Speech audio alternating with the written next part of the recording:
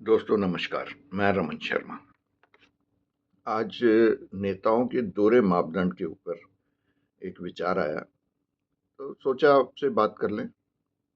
Bharatiya Janata party हमेशा विपक्षी नेताओं के ऊपर ये आरोप मढ़ती रहती है कि वो संस्थाओं को आरोपित करते रहते हैं, विदेश जाके आरोप लगाते रहते हैं और वो जो संस्थाएं उनका सम्मान नहीं करते।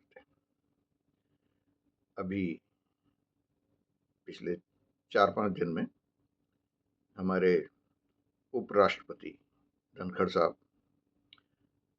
सांसद, 2 सांसद भारतीय जनता पार्टी के, अब तो 4-5 सांसद शामिल हो गए हैं, कुछ विधायक भी शामिल हो गए हैं, जो ये कह रहे हैं कि सुप्रीम कोर्ट के मुख्य न्यायाधीश पर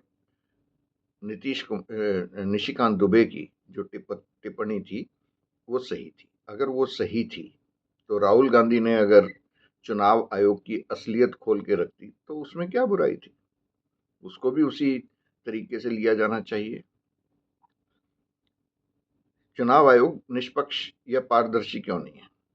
आप जो प्रक्रिया तय हो चुकी हैं, आप उसके ऊपर क्यों नहीं काम करते हैं? मतपत्र से मतदान क्यों नहीं होता है?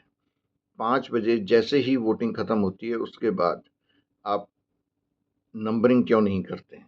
और ये सबको पता होना चाहिए।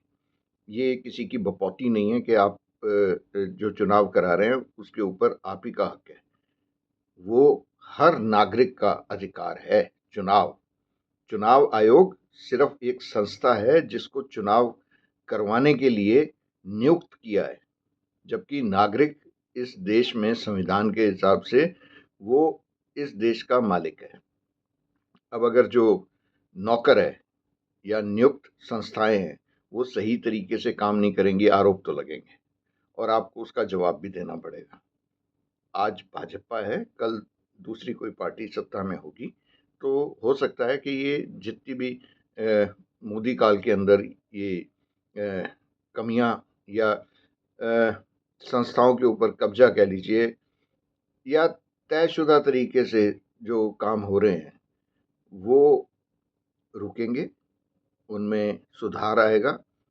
ये सबकी आशा है, मेरी भी आशा है और ये होना चाहिए, क्योंकि हम एक आज़ाद देश में रहते हैं और किसी को भी तानाशाही का कोई अधिकार नहीं है। अगर वो करता है तो उसके दिन गिने चुने हैं और उम्मीद है कि हर नागरिक भारत को सशक्त करने के लिए काम करेगा, ना कि किसी एक व्यक्ति को, संस्था को करने के लिए। मैं निशिकांत दुबे के बयान की भर्त्सना करता हूँ। धन्यवाद, नमस्कार।